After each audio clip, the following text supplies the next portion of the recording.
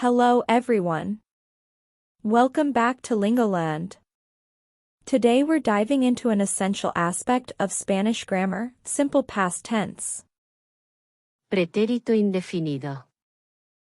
This tense is used to talk about actions that were completed in the past. Whether it's a one-time event, a completed action, or a specific moment in time, this tense helps us narrate events with precision.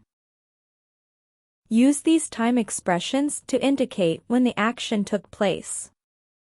Ayer. Anteayer. Anoche. La semana pasada. El fin de semana pasado. El año pasado. El mes pasado. Hace 2 días. En 2010.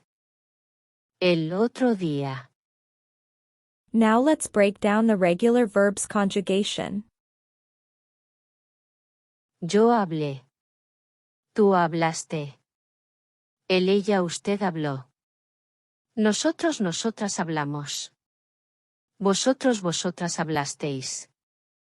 Ellos, ellas, ustedes hablaron. For all regular verbs, we will remove AR and add the highlighted endings. We will follow the same for EER and IR ending verbs.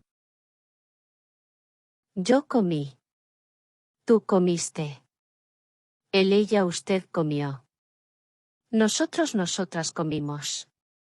Vosotros, vosotras comisteis. Ellos, ellas, ustedes comieron. Yo viví. Tú viviste. Él, ella, usted vivió. Nosotros, nosotras vivimos. Vosotros, vosotras vivisteis. Ellos, ellas, ustedes vivieron. Let us look at some examples now. I spoke Spanish during my vacation. Hablé español durante mis vacaciones.